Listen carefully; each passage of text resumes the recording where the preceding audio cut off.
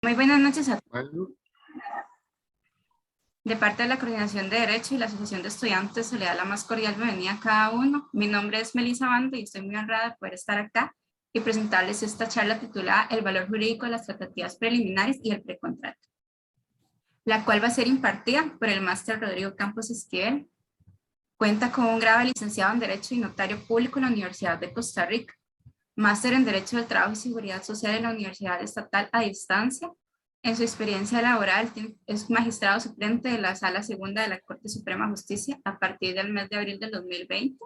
Se ha desempeñado como juez mixto laboral, juez de apelaciones en materia civil y laboral de mayor cuantía.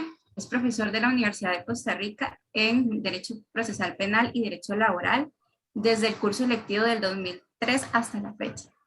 Es profesor catedrático de la Universidad San José, coordinador de la Escuela Judicial para el Primer Circuito Judicial de Guanacaste, actualmente juez del Tribunal de Apelación Civil y Laboral de Guanacaste. Antes de cederle la palabra al profesor, me permito darle algunas indicaciones de protocolo para un óptimo desarrollo de la actividad. Se les solicita que por favor mantengan silenciados sus micrófonos por respeto a las demás personas. En caso de tener alguna pregunta, por favor hacerla por medio del chat de Zoom, para que la misma pueda ser comunicada a la persona expositora una vez que concluya su participación. Ahora sí, bienvenido al señor Rodrigo. Le cedo la palabra para que inicie su ponencia. muchísimas gracias por la presentación, Melissa. A todas las personas que están conectadas, agradecerles el interés que han mostrado por esta charla y por las anteriores. Ya hoy incursionamos en un nuevo tema. Anteriormente habíamos dado algunas charlas en derecho laboral, otras en procesal, derechos reales. Y hoy vamos a incursionar en, por lo menos, el tema de teoría general del contrato, ¿verdad? Más específicamente, como ustedes habrán observado, en el tema del valor jurídico de las tratativas preliminares y el precontrato. Bueno, entonces, para dar inicio a la charla o a la presentación, podemos ver acá, vamos a ver un poquito sobre el tema de las fuentes. Es importante indicar que de conformidad con el ordinal 632 del Código Civil, en nuestro ordenamiento jurídico son fuente de obligaciones los contratos, los cuasicontratos, los delitos, los cuasidelitos y la ley. Vemos entonces que el sistema costarricense sigue lo que se conoce como una clasificación quíntuple, contrario a la que seguía el Código de Napoleón, que era más bien de 4 fuentes, ¿verdad? En el caso de los primeros, que es en realidad lo que nos interesa, los contratos, se parte del hecho de que se trata de un acuerdo de voluntades donde ambas partes se obligan, ¿verdad? Esa es la idea que deja el 1022, del cual podemos sustraer no solo la autonomía de la voluntad en sus dos manifestaciones, ¿verdad? Que sería la manifestación general, la posibilidad que tengo yo de contratar con quien yo quiera, sino también la manifestación específica que consiste en que una vez que ya me decido a contratar, darle contenido a ese contrato. Esas son las dos manifestaciones de la autonomía de la voluntad. Ese artículo 1022 además se refiere a una obligación sinalagmática, que es aquella donde hay prestaciones recíprocas, ¿verdad? El término bilateral se refiere a un intercambio y no a la cantidad de personas que están involucradas en el negocio jurídico.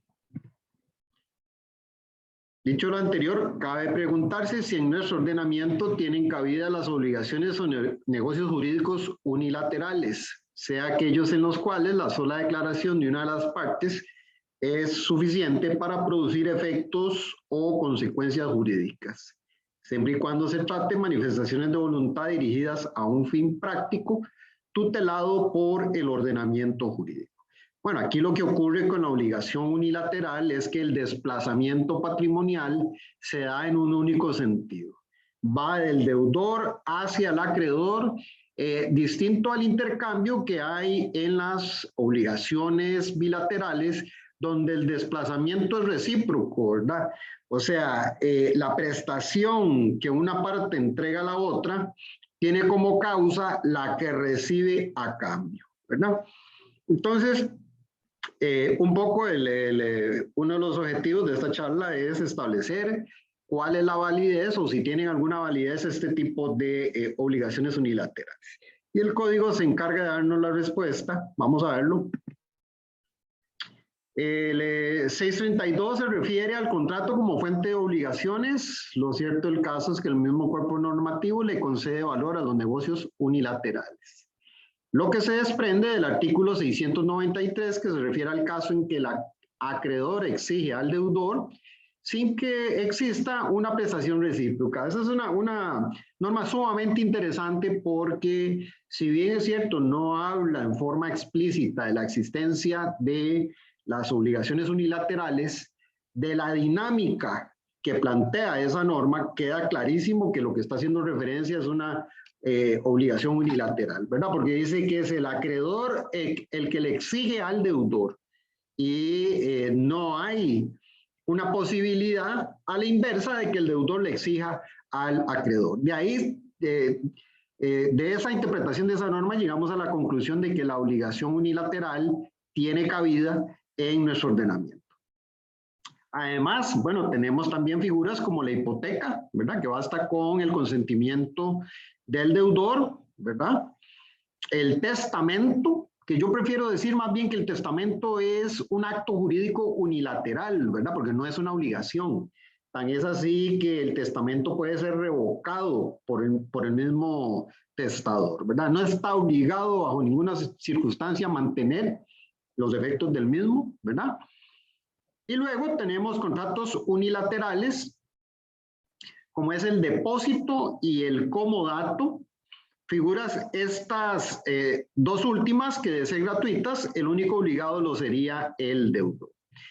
Bueno, vamos a ver aquí, el depósito es aquel contrato en el cual se le da a una persona para que cuide un bien, ¿verdad? Y el comodato es para que una persona disfrute de un bien no fungible, ¿verdad? Incluso les comento que hoy en día se utiliza mucho esta figura del comodato. Los bancos que tienen, bueno, no, un día estos salían los periódicos que están saturados de bienes que han sido dados como garantía de créditos. Entonces, los bancos han optado por dar en comodato muchos de esos inmuebles para que una familia los cuide, por lo menos hasta el momento en que llegan a venderla a ya una persona que quiera adjudicarse el inmueble, ¿verdad? Entonces, eso es una figura que, pues, hoy en día tiene alguna utilidad práctica desde esa perspectiva.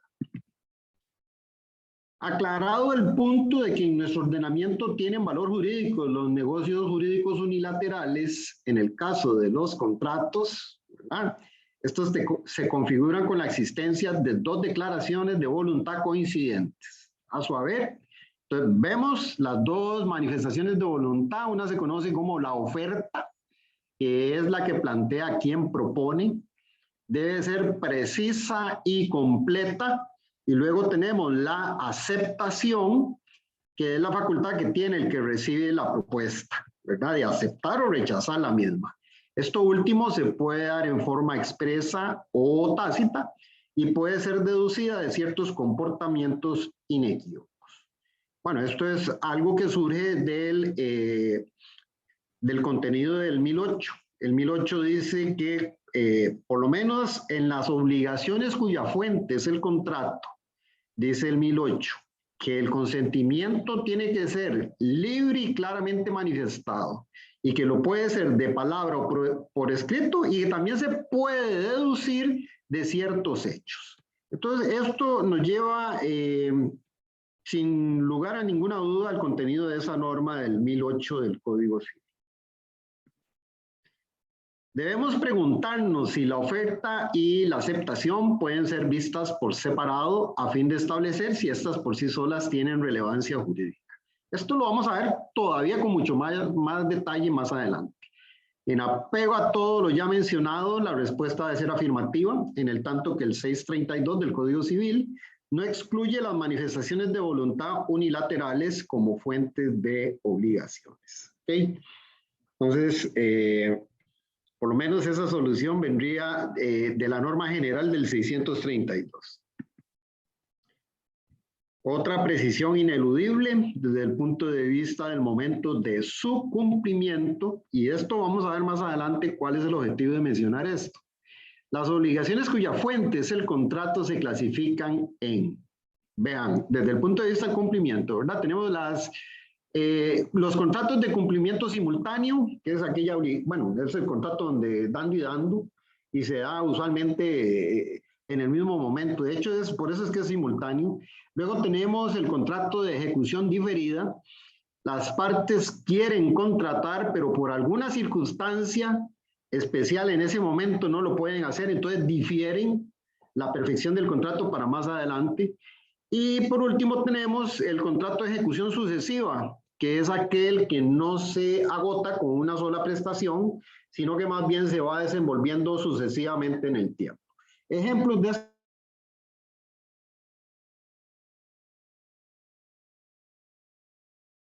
el alquiler, sino que mes a mes, a como se va disfrutando el inmueble, se va cancelando una mesada, por decirlo de alguna forma. Para los efectos de esta presentación nos vamos a enfocar específicamente en los segundos. Entonces, el contrato de ejecución diferida es el que va a tener más interés por lo que vamos a ver más adelante. Fase preparatoria del contrato. Vamos ahora sí a hablar un poquito de lo que son las tratativas preliminares. Es menester distinguir entre las tratativas preliminares, entendidas estas como los actos preparatorios para llevar a cabo un contrato, y el precontrato, entendido como la manifestación de voluntad para llevar a cabo posteriormente un contrato que por alguna circunstancia no se puede perfeccionar en ese momento. Entonces, vemos clarísima la diferencia entre una y la otra, ¿verdad? Las tratativas preliminares es que, ¿cómo decirlo? Los primeros tanteos, ¿verdad? Los primeros contactos, las primeras negociaciones entre las partes para llevar a cabo un contrato. Eso no vincula a ninguna de las partes, salvo lo que vamos a ver más adelante. El precontrato, por el contrario, sí ya implica manifestaciones de voluntad de las partes y por ende sí produce consecuencias jurídicas en casos de incumplimiento. De seguido veremos si ambos, ya sea las tratativas preliminares o el precontrato, producen algún tipo de efecto jurídico para las partes. Y bueno, ya eso adelantamos algo, ¿verdad? Con la explicación de esta imagen. Ok, entonces vean, por tratativas preliminares debemos entender tratos, tanteos, negociaciones, conversaciones. Yo redondearía la idea en el tanto todavía no hay una voluntad de las partes de contratar. Todavía con las tratativas preliminares no hay una voluntad de contratar. En el caso del precontrato u oferta de contrato, entendemos por el mismo, una proposición unilateral que una de las partes dirige a la otra para celebrar con ella un contrato. Nada más voy a hacer una aclaración de que, bueno, el concepto habla de una proposición unilateral. Sin embargo, otro de los supuestos de precontrato está en la proposición bilateral. Eso es lo que vamos a ver más adelante. El precontrato, más que un acto preparatorio, se trata de una verdadera declaración contractual que debe reunir los mismos requisitos que un contrato. Entonces, estamos hablando de los artículos 627, que se refiere a todos los requisitos generales de las obligaciones, capacidad de parte que se obliga, objeto cierto y posible de la obligación y la causa justa. El 1007, las formalidades de ley cuando así lo exija la misma. Y el 1008, que ya lo mencionamos anteriormente, que es el consentimiento clara y libremente manifestado en relación con el 835 del Código Civil. Ese 835 no se refiere a los requisitos de los contratos, sino más bien se refiere a los casos en los que por ausencia de esos requisitos esenciales hay una nulidad absoluta. Hago esa aclaración, ¿verdad? Para que quede más claro. Volviendo con las tratativas preliminares las tratativas preliminares es criterio generalizado que de las mismas no surgen obligaciones entre las partes, por lo que el desistimiento o arrepentimiento de cualquiera de los involucrados no genera en principio ningún tipo de responsabilidad. Se trata de un estadio en el que rige el principio de libertad y en donde todavía no se manifiesta el poder vinculante descrito en el 1022 del Código Civil. Entonces, en principio, en las tratativas preliminares, cualquiera de las partes puede echarse para atrás y no llevar más adelante la negociación. Vamos a ver, eso sí, que hay una excepción. Y para esto vamos a hacer una analogía con una figura que también es sumamente parecida en cuanto a los efectos con las tratativas preliminares. Aquí está. En esta figura se hace analogía con los esponsales en materia de matrimonio. El famoso compromiso. Bueno, el famoso compromiso lo dice el Código de Familia que no produce efectos jurídicos, ¿verdad? Pese a lo anterior, se ha dicho que, bueno, yo lo planteo de la siguiente forma. ¿Qué tal si en razón de ese compromiso, por lo menos en familia, una persona ha incurrido en gastos bastante elevados por la fiesta de celebración y la otra parte se echa para atrás, o sea, rompe ese compromiso? Bueno, ahí sí tiene que cumplir con todos los gastos en que haya tenido que incurrir la contraria. Si llegadas las conversaciones a un punto en que podía razonablemente esperarse la conclusión del contrato, una de las partes se vuelve atrás sin motivo justificado, está obligado a responder a la otra por su arbitrario proceder de los gastos que haya hecho y de las pérdidas patrimoniales que haya sufrido. Entonces vean que ese ejemplo que puse de los esponsales se aplica perfectamente a este supuesto de las tratativas preliminares. Claro está, en este caso de las tratativas, por implicar ya una mayor variedad de posibilidades, habrá que analizar caso por caso si se genera algún tipo de responsabilidad, ¿verdad? Por haberse irrespetado o quebrantado las tratativas preliminares. En este caso estaríamos en presencia no de una responsabilidad contractual, artículo 702 del Código Civil, sino más bien, y vean qué interesante, es de una responsabilidad extracontractual, artículo 1045 del mismo cuerpo normativo. Eso sí, debe existir un nexo causal entre la acción y omisión y el daño o perjuicio de la parte generadora del mismo.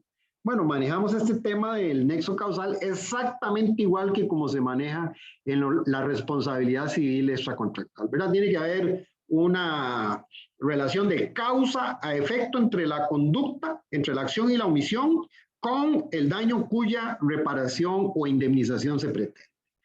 En estos casos se trata entonces de una culpa in contraendo, ¿verdad? Que es la que se da en estas etapas preliminares del contrato. Es una culpa in contraendo.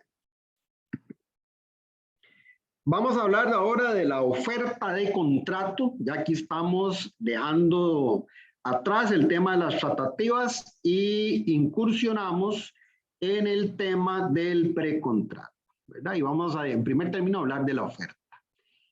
Aparte de oferta, se le puede conocer como propuesta, policitación o proposición y se presenta en el periodo de formación del contrato como la declaración de una de las partes dirigida a la otra para celebrar con ella un contrato. Sí, ya esto aquí, hay una propuesta seria que produce efectos jurídicos de una parte hacia otra de formalizar un contrato. Para que surta efectos jurídicos debe ser emitida con la intención del proponente de obligarse. Bueno, como mínimo debe tener un componente de seriedad, ¿verdad? Tiene que ser una oferta seria. En contrapartida de la otra parte podría surgir otra declaración de voluntad a su haber la aceptación. Eso lo veíamos recién empezando la presentación, ¿verdad? Que había dos manifestaciones, una la oferta y otra la aceptación. La aceptación es aquella en la que se acepta pura y simplemente la oferta y con ello se determina la perfección del contrato. Bueno, ¿qué quiere decir pura y simplemente? Sin condiciones. Puede ocurrir, y eso también lo vamos a ver más adelante, que no acepte pura y simplemente, sino que más bien dirija una contraoferta a la parte contraria. Ahí se invierten los papeles, ¿verdad? Entonces, la contraoferta la que pasa a ser oferta y la aceptación sería la que, la que iría dirigida al oferente inicial, que ahora más bien se convierte en la persona como a la que se le dirige la oferta. En cuanto a la obligatoriedad de la oferta, entendido esto como la imposibilidad de retractarse, depende de la existencia de un plazo. Si yo le digo a una persona, mire, le ofrezco tal cosa, tiene un mes. En ese mes yo como oferente no puedo retirar esa oferta, ¿verdad? O también derivado de las circunstancias del caso. En el primer supuesto, ¿verdad? El proponente no puede revocar, retirar o dejar sin efecto la oferta. Repito, cuando yo hice la oferta con un plazo específico, tampoco la puede modificar. De hacerlo incurriría en responsabilidad extracontractual. Y vamos a ver porque eso tiene que ver con la regulación que hacen tanto el Código Civil como el Código Mercantil en esta materia. En relación a este tema, el ordinal 1010 del Código Civil se refiere a la posibilidad que tiene el proponente de retirar la oferta, mientras ésta no haya sido aceptada por la parte contraria. Ojo con lo que viene más adelante, dice, dicha norma se refiere a la oferta entre ausentes sin que se haya fijado plazo. Porque ya dijimos que si había un plazo, el oferente tiene que respetarlo, no puede retirar la oferta. Y aquí dice, puesto que de existirlo, debe respetarse el mismo. Por otra parte, de agotarse el plazo sin que haya habido aceptación, se entiende que queda sin efecto la... Bueno, ahí ya pierde vigencia la oferta, pero porque se agotó y no hubo aceptación de parte de la persona a la que iba dirigida la oferta. En cuanto a los efectos de la aceptación, establece el 1009 del Código Civil que desde que se acepta la propuesta, queda perfecto el contrato, salvo que la ley exija otra formalidad. Artículos 1022 y 1007 del Código Civil. Aquí quiero aclarar lo siguiente porque esto es importante, ¿verdad? El 1049, que se refiere a la compra-venta, habla de que la misma se perfecciona desde el momento en que hay acuerdo entre cosa y precio. Aquí la dinámica es diferente porque lo que las partes se comprometen es a que más adelante van a llevar a cabo un contrato. Entonces, por eso es que se habla de aceptación y oferta y no... vamos a ver, los efectos jurídicos del contrato no se producen desde el primer momento, sino que queda diferido para después. En el caso de la contratación entre presentes, si bien la aceptación deberá ser en el mismo acto, cabe la posibilidad de que las partes acuerden otra cosa, 1011, como lo sería el caso de los contratos de ejecución diferida. Bueno, ese fue uno de los motivos por los cuales me di a la tarea de explicar cómo se clasifican los contratos desde el punto de vista de su cumplimiento en el tiempo, ¿verdad? Es importante aclarar que mientras que en materia civil rige, en cuanto a la aceptación, ¿verdad? O la oferta, rige el sistema de la emisión o manifestación, o sea, ya el hecho de que se emita la oferta, ya eso genera consecuencias jurídicas. En materia mercantil rige el sistema de recepción. O sea, los efectos jurídicos se producen no desde que se emite la oferta, sino desde el momento en que se recibe. Esto último que surge del espíritu del ordinal 444 del Código de Comercio. Además, en materia mercantil, toda oferta entre ausentes es vinculante, motivo por el cual no puede ser retirada por el oferente. Vemos acá que hay un manejo diferente del tema entre el Código Civil y el Código Mercantil. Artículo 443 del Código de Comercio. Debe destacarse el caso excepcional en el cual el oferente, en lugar de recibir una aceptación de parte del aceptante, emite una contraoferta dirigida al oferente. Bueno, este es el caso que les planteaba anteriormente. En ese caso, la dinámica cambia de tal forma que la perfección del contrato se daría en el caso de que el oferente original acepte la contraoferta, ¿verdad? Entonces vemos ahí que hay una transformación y también hay un cambio de roles, ¿verdad? En el caso de que haya una contraoferta. Distinción entre opción y promesa. Estamos hablando de opción, bueno, y la promesa bilateral. Por promesa se debe entender la declaración de voluntad de una de las partes dirigida, perdón, ahí es opción, ¿verdad? Me van a disculpar, es opción. Bueno, lo que es la promesa tiene carácter bilateral, puesto que correlativo al ofrecimiento serio vinculatorio lo acompaña la necesaria aceptación del destinatario, cuyos efectos lo serían el que tenga la facultad de aceptar o no. Se trata pues de declaraciones de voluntad vinculantes para ambas partes. ¿Okay? La promesa unilateral de venta se trata de una oferta emitida por el promitente o destinatario sin que su simple conocimiento por parte del destinatario lo obligue en forma alguna. Entonces, acá, ¿qué es lo que ocurre? En la promesa unilateral, el único que queda vinculado es el oferente. Contrario a lo que ocurría con la promesa, donde ambos sí ya quedaban vinculados desde un inicio. Ambas figuras, sea la promesa bilateral y la promesa unilateral del contrato, junto con el pacto de contraendo, son las que integran la categoría de los precontratos. Recapitulo entonces: promesa bilateral, promesa unilateral y el pacto de contraendo. Aquí viene la explicación de lo que es el pacto de contraendo. Un acuerdo para llevar adelante negociaciones que tendrían como resultado un contrato futuro cuyo objeto no está totalmente determinado. Las partes se obligan seriamente a llevar a cabo tratativas y negociaciones con el propósito de celebrar en el futuro un contrato definitivo.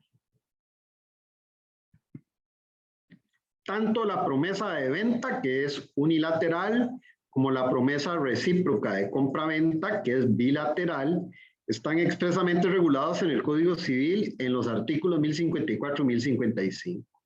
Se establece que la propiedad se transmite desde que hay aceptación y no desde el momento de la promesa. Aquí vale la explicación que di con relación al tema de la compraventa, ¿verdad? Donde el manejo es diferente. Ahí desde que las partes acuerdan cosa y precio ya se tiene por perfeccionar el contrato. Aquí no. Aquí como hay oferta es hasta el momento en que se da la aceptación. En el caso de la opción de venta es usual que el destinatario de la oferta haya entregado una suma de dinero por concepto de señal de trato y como parte del precio. Esto es lo que se conoce como las arras, ¿verdad? Que pueden ser de tres tipos: confirmatorias, penales y penitenciales. 1048 del Código Civil. Específicamente el 1048 se refiere a las confirmatorias. Sin embargo, deja ahí abierta la posibilidad de que las arras también tengan esas otras dos condiciones que mencioné.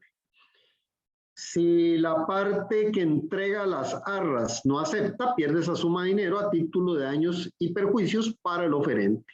Este es el clarísimo supuesto de las arras, cuya naturaleza es penal, ¿verdad? Porque es una sanción para la parte por el no haber llevado a su perfección el contrato.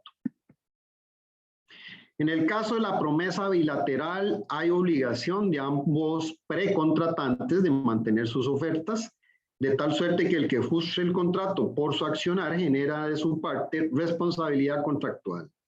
Artículos 702 y 692 del Código Civil. Que bueno, eso es lo que decíamos con relación a la diferencia entre una figura y la otra, ¿verdad? En la bilateral, en la promesa bilateral quedan vinculadas ambas partes, en la promesa unilateral queda vinculado únicamente el oferente.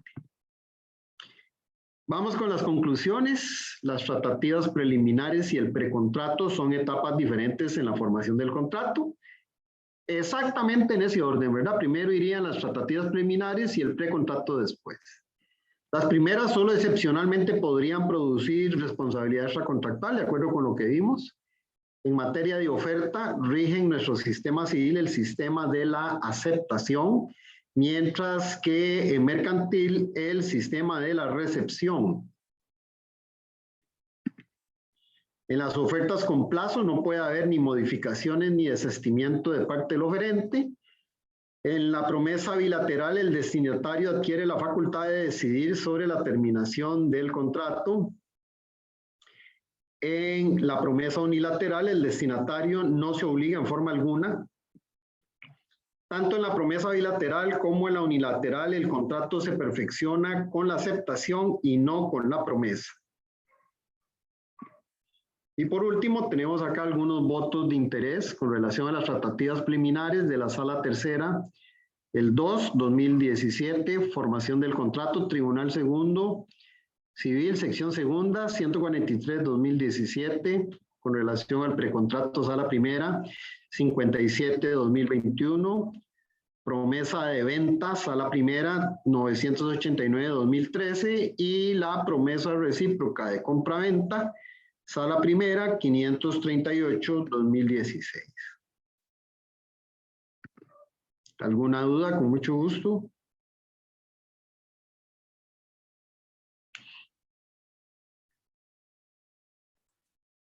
Vamos a dar un espacio de un minuto para ver si alguno tiene alguna pregunta. En el chat no hay nada. No. En el chat de momento no. Tenemos a Walter Lowe, que nos dice que muy clara la charla, profesor, y está muy agradecido. Ok. Con gusto. No hay duda. Omar Ortiz, así que muchas gracias, profesor. Ok.